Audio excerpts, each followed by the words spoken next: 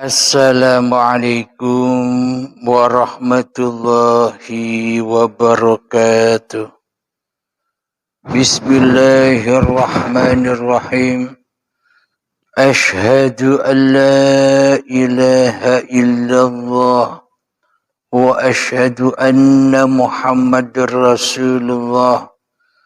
Allahumma salli ala sayyidina Muhammad wa ala ali sayyidina Muhammad.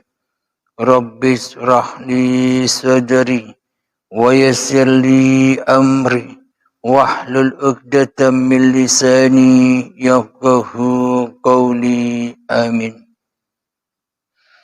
Bismillahirrahmanirrahim. Salam hormatku, salam santunku buat para sahabat-sahabatku tercinta dimanapun Anda berada, baik yang ada di dalam dan yang ada di luar negeri. Semoga kita semua tetap di dalam anugerah Allah Subhanahu wa ta'ala. Amin ya rabbal alamin. Alhamdulillahirabbil alamin. Di subuh yang indah ini kita mengkaji bersama dengan judul apakah Allah tak ada di dunia ini? Alhamdulillahirabbil alamin. Mayoritas kita manusia selama ini memahami bahwa perjalanan manusia di dunia ini, manusia mayoritas tidak bertuhan. Karena di dalam hati manusia, karena di dalam hati kita semua selama ini Allahnya gaib, Allahnya tak ada. Adanya Allah hanyalah nanti ketika kenikmatan yang teragung di surga nanti kita sama-sama menyaksikan wajhullah di surga nanti. Jadi perjalanan untuk kembali bertemu dengan wajhullah itu lewat kehidupan dunia ini. Kemudian berjalan lewat kematian. Kemudian berjalan lewat alam kubur. Kemudian lewat siksa kubur. Kemudian lewat hari kiamat. Kemudian lewat hari kebangkitan. Kemudian lewat hari akhirat, kemudian lewat hari pembalasan atau alam hisab, alam perhitungan, berjalan lewat siratal mustaqim,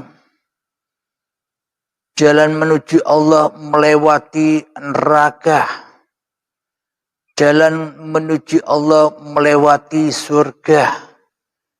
Dan endingnya ketemu Allah dan ketemu wajhullah nanti ada di dalam surga. Inilah pemahaman kita semua selama ini. Berarti di dunia ini tidak ada Tuhan. Berarti kita secara tidak sadar menyangka di dunia ini Allahnya tidak ada. Allahnya gaib, Allahnya Adam, Allahnya tak jelas. Karena pemahaman kita ketemu Allah nanti, karena pemahaman kita bertemu wajahullah nanti hanyalah di dalam surga nanti. Berarti Allahnya tak ada di hati kita. Berarti Allahnya tak ada di dunia ini. Yang ada, yang wujud, yang hidup, yang nyata, yang jelas, yang berkuasa atas diri kita sendiri di hati kita selama ini hanyalah diri manusia kita sendiri. Itulah hawa nafsu itu. Selama ini kita mengesahkan hawa nafsu kita sendiri, tapi tidak kita sadari. Misalkan atau logikanya begini. Ketika kita melihat segala sesuatu yang ada di depan kita, yang ada di belakang kita, yang ada di samping kita, yang ada di atas dan bawah kita, samping kiri kanan kita, selama ini esanya hanya kepada hawa nafsu kita sendiri. Maknanya kitalah yang merasa tahu, kitalah yang merasa basiron, yakni kitalah yang merasa mengetahui segala sesuatu apa yang di hadapan kita, apa yang ada di belakang kita, apa yang ada di samping kiri dan samping kanan kita, apa yang ada di atas dan bawah kita, semuanya seolah-olah hanya kitalah yang tahu. Dengan mata zahir ini, kita melihat di depan kita ada apa saja kita tahu. Kita melihat menoleh ke belakang kita ada apa saja kita tahu. Kita menoleh ke samping kanan ada apa saja di sana kita tahu. Kita menoleh ke samping kiri di sana ada apa saja kita yang tahu. Kita menoleh ke atas, di atas kita ada apa saja kita yang paling tahu. Kita menoleh ke bawah, ada apa di bawah kita, kitalah yang paling tahu. Itulah makna selama ini yang kita pertuhankan, yang kita esakan di hati kita hanyalah hawa nafsu kita sendiri. Hanyalah diri pribadi kita sendiri yang merasa bisa mengetahui dan menguasai semua itu. Inilah bukti bahwa selama ini kita belum bertuhan. Dan kita tidak bertuhan selama ini. Selama Allahnya tak wujud bagi kita di hati kita. Selama Allahnya tak hidup di hati kita. Selamanya Allah tak berkuasa di hati kita. Dan selama Allah gaib dan tiada atas diri kita. Kecuali diri kita sendiri di hati kita yang ada. Maka kita selama ini tak pernah bertuhankan Allah. Karena kitalah yang jadi Tuhan selama ini. Bukan Allah yang kita pertuhankan selama ini. Itu kan hanya komitmen palsu kita. Itu kan hanya komitmen dusta kita. selama ini kita hanya berkomitmen dan komitmen saja di hati. Hanya teori-teori saja yang kita imani dan yang kita akidai. Percaya kita hanya percaya di dalam mulut saja. Akan tetapi hati kita dusta akan apa yang kita kerjakan. Akan apa yang kita imani. Akan apa yang kita akidai. Akan siapa yang kita tuhankan selama ini. Semua hanya pengakuan dusta saja. Semua hanyalah pengakuan palsu saja. Yang mana aplikasi di dalam hati kita selama ini tidak sama dengan apa yang kita gembar-gemborkan. Alhamdulillahirabbil alamin. Ilustrasinya, logikanya. Bila tak ada Allah di hati kita, bila Allah adanya hanya nanti, yang kita saksikan hanya nanti di surga, yakni menyaksikan wajah Allah adanya hanya di surga, di dunia ini tak ada. Lalu buat apa kita selama ini beragama dan bertuhan?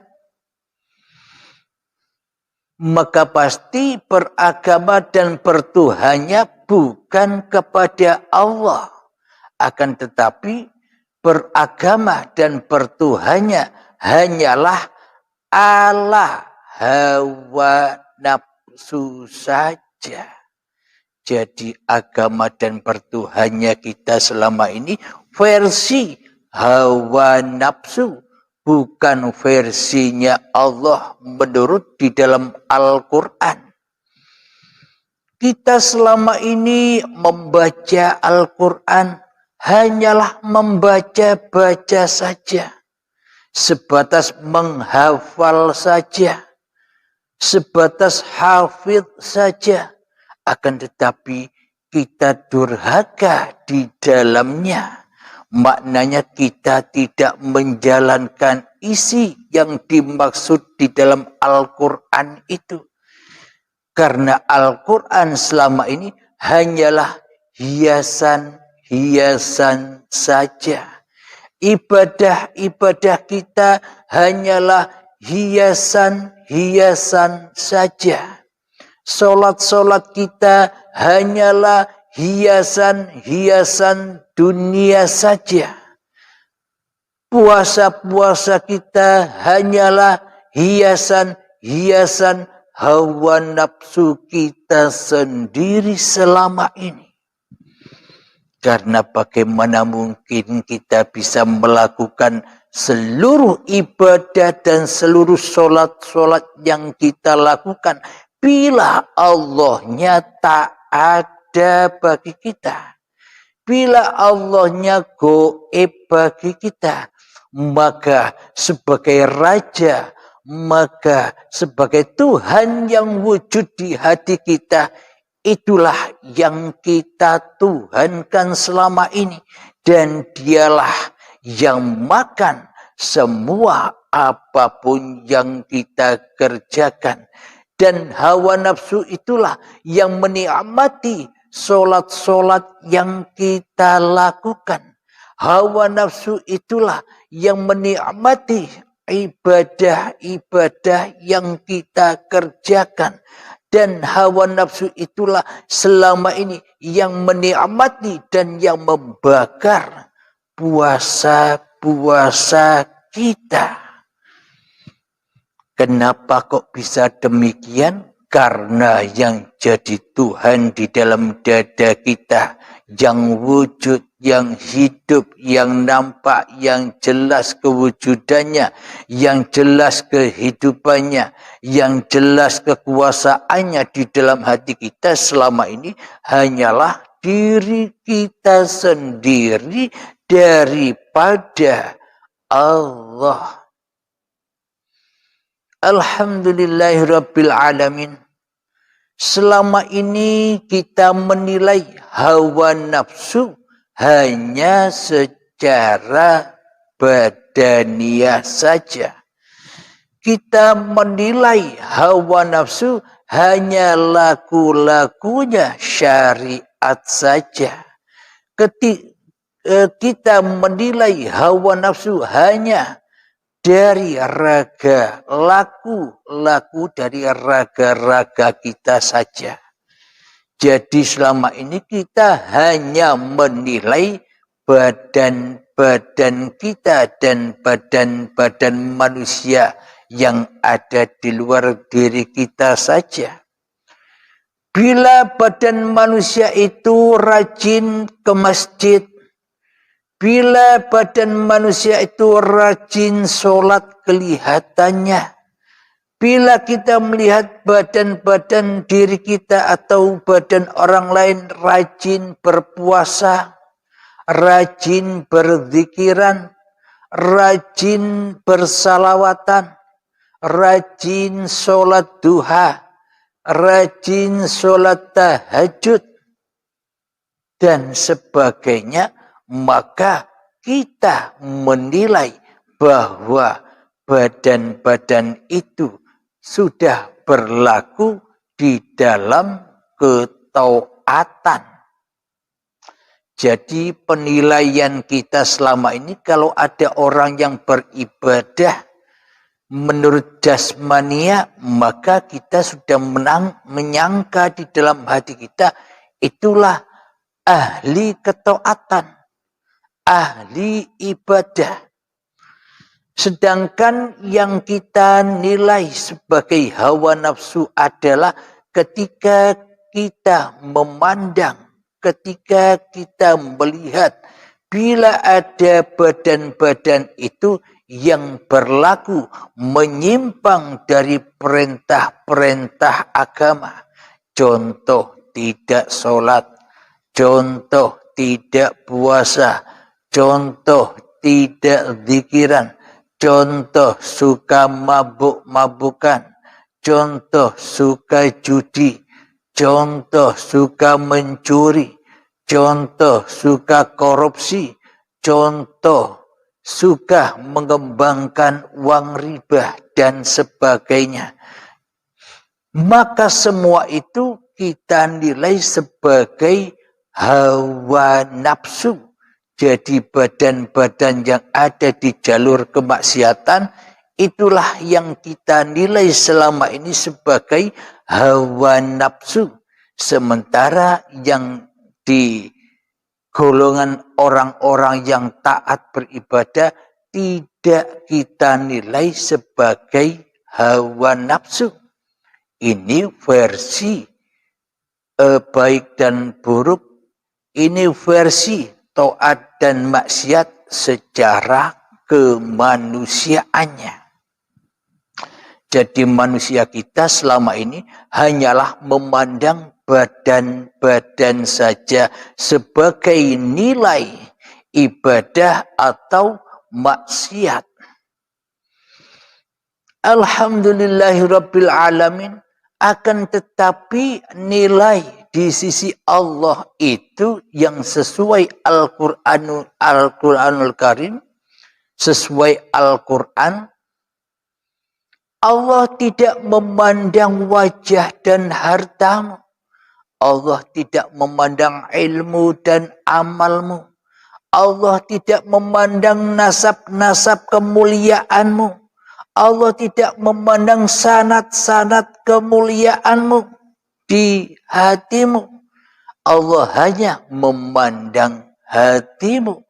Siapa yang wujud di dalamnya, siapa yang hidup di dalamnya, siapa yang berkuasa di dalamnya. Bila yang hidup, yang wujud, yang berkuasa di dalamnya masih diri manusia kita, berarti seluruh apa yang kita lakukan, baik itu kelihatannya taat dan kelihatannya maksiat, itu sama-sama perbuatan maksiat. di sisi Allah. Sama-sama hawa nafsu, baik itu laku taat ataupun laku maksiat, sama-sama dikerjakan, dilakukan oleh hawa nafsu manusia kita sendiri di hati kita. Karena yang wujud bukan Allah. Otomatis yang dipertuhankan di dalam hati kita bukan Allah, tapi diri kita sendiri sebagai penguasa, sebagai pelaku apapun yang kita kerjakan selama ini. Itulah fahsya wal mungkar. Itulah hawa nafsu kita sendiri. Karena kita selama ini mempertuhankan diri kita sendiri, mewujudkan diri kita sendiri, menghidupkan diri kita sendiri, mengkuasakan diri kita sendiri di hati kita daripada Allah. Jadi semuanya masuk di dalam hawa nafsu. Karena Allahnya masih gaib, karena Allahnya masih tiada. Bagaimana mungkin kita bisa mempersembahkan seluruh amalan-amalan kita kepada yang tak ada? Bagaimana mungkin kita bisa mempersembahkan kembali amal ibadah kita kepada yang gaib? Ya tak mungkin. Pasti yang wujud ini yang ngaku-ngaku sebagai pelakunya.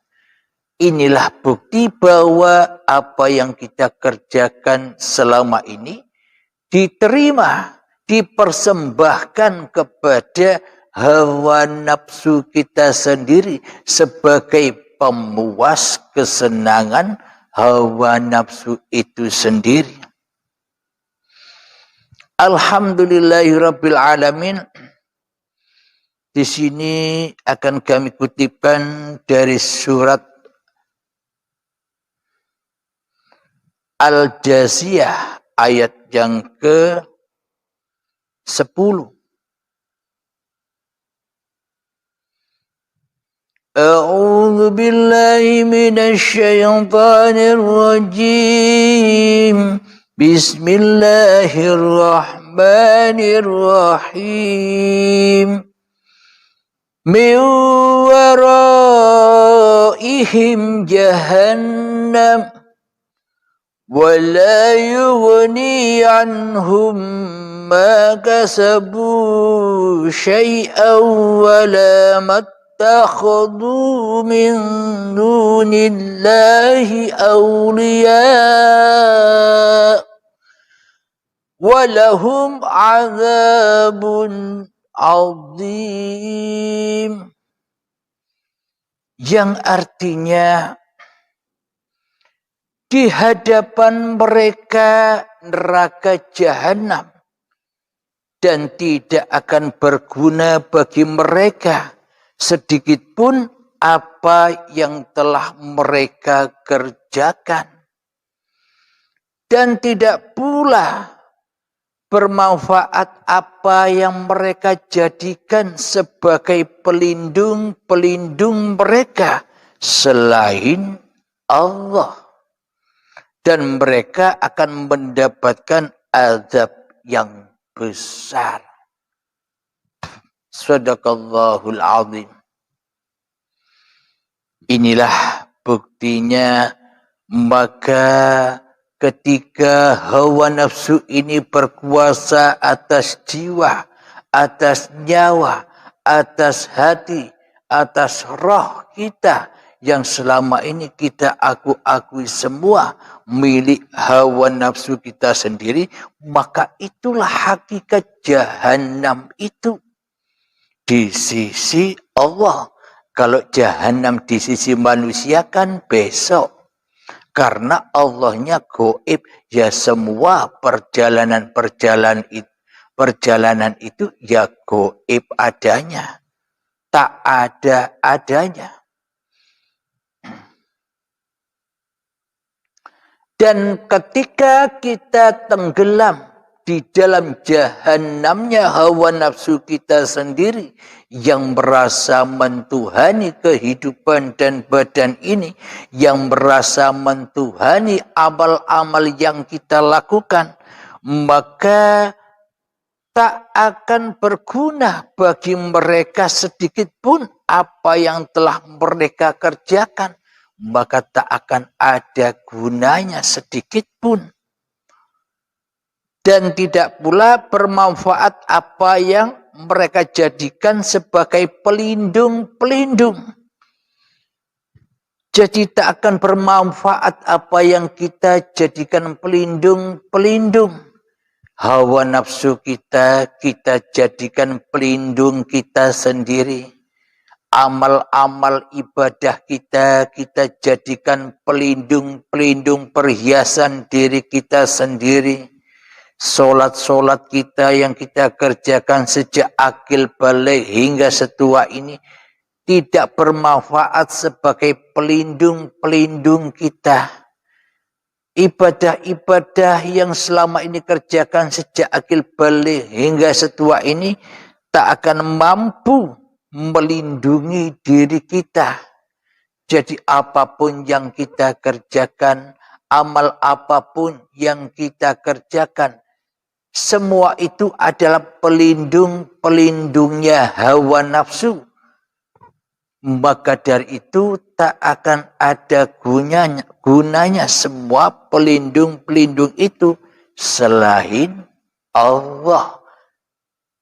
Kalau kita tidak mengenal Allah, pasti Allahnya gaib. Maka bagaimana mungkin kita bisa berlindung kepada Allah yang tak ada bagi kita?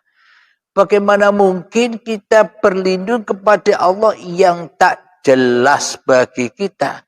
Bagaimana mungkin kita berlindung kepada Allah yang gaib bagi kita? Ya semuanya muhal. Maka hawa nafsu kita sendirilah di hati kita inilah yang kita buat sebagai pelindung-pelindung, sebagai perhiasan-perhiasan, sebagai kebanggaan-kebanggaan, sebagai kemuliaan-kemuliaan diri kita sendiri selama ini. Dan kita dan mereka semua bila sudah melakukan hal yang seperti ini, berarti selama ini kita syirik, kita ingkar, kita kufur, kita selalu mensekutukan Allah dengan diri kita sejak akil balik hingga kini. Maka ancaman Allah dan mereka akan mendapatkan azab yang besar.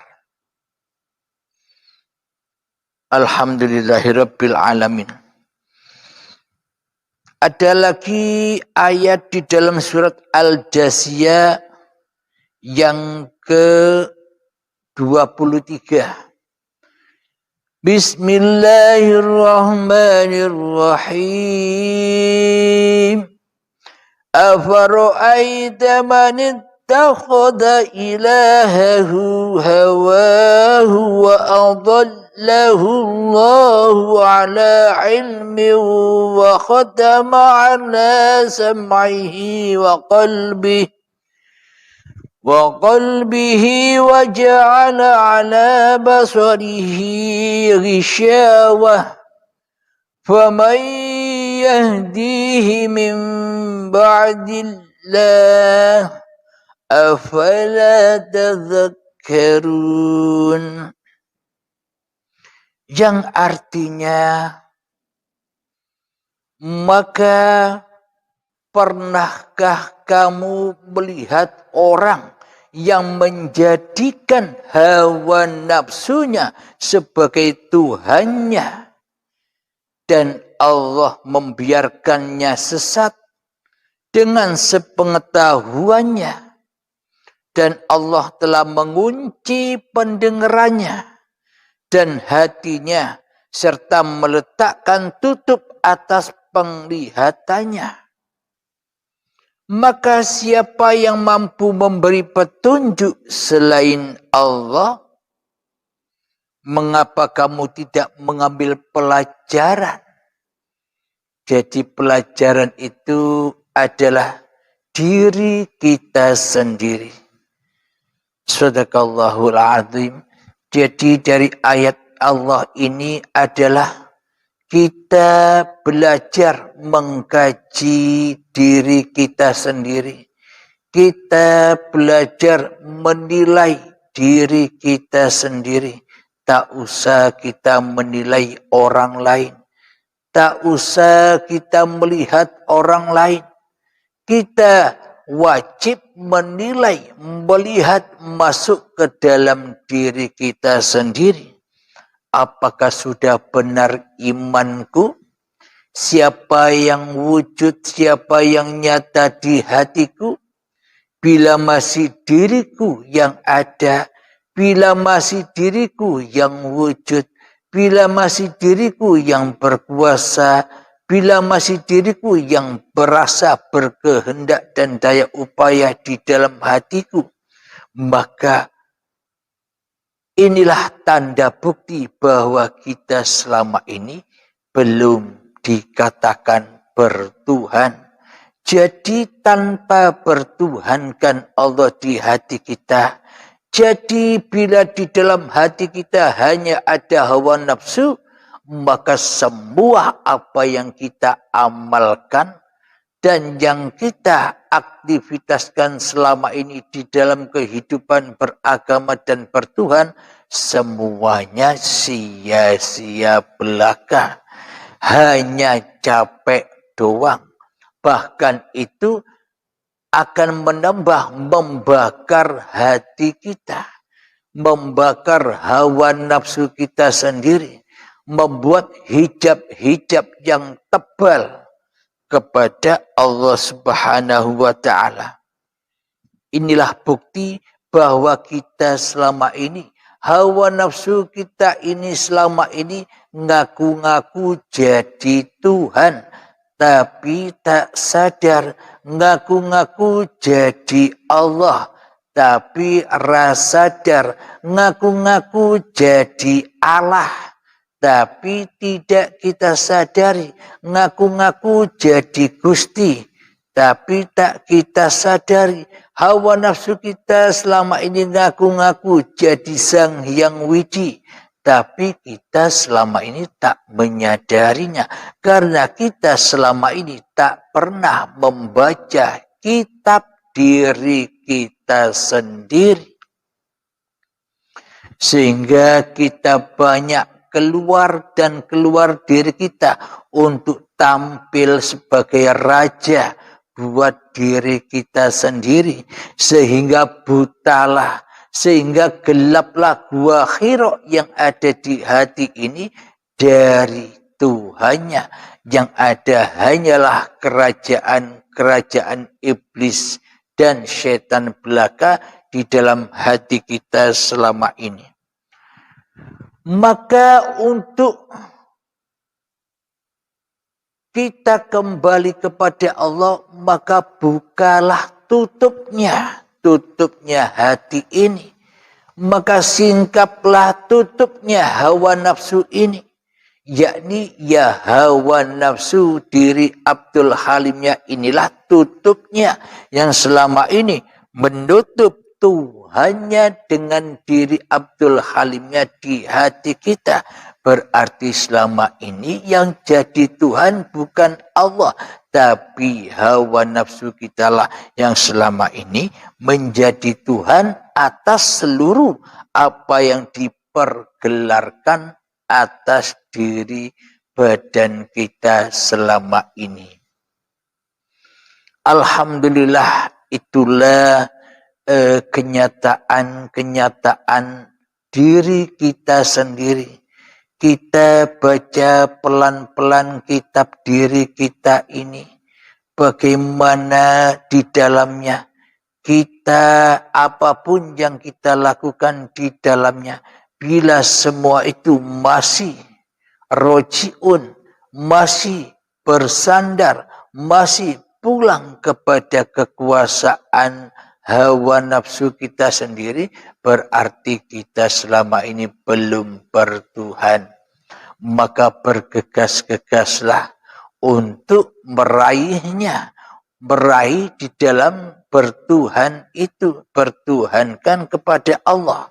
Maka bergegas-gegaslah untuk hijrah. Maknanya hijrah, kita mengaplikasikan apa yang sudah dipaparkan di channel Uripi Allah ini. Diaplikasikan, dilatih kezuhudan, dilatih kekhulwatan, dilatih ketajalan kita dimanapun dan kapanpun kita berada. Dilatih dan dilatih. Karena jangan sampai kedahuluan syakaratul maut. Bila kita hanya berlatih-latih saja tanpa ada hasil dan keberhasilan, bila ketemu dengan syakaratul maut, hari pembalasan dan hari perhitungan, yakni datangnya syakaratul maut, semua apa yang kita lakukan ya percuma saja, karena kita diazab dan disiksa di dalam syakaratul maut itu sendiri atas ulah diri kita sendiri yang selama ini selalu zalamtu nafsi, selalu menganiaya diri kita sendiri. Alhamdulillahirabbil alamin. Semoga kajian ini membawa manfaat terutama untuk diri saya dan untuk kita semua. Amin ya rabbal alamin. Sebelum kita akhiri kajian ini, marilah kita mengumandangkan salawat dhalimin taf'ul bala.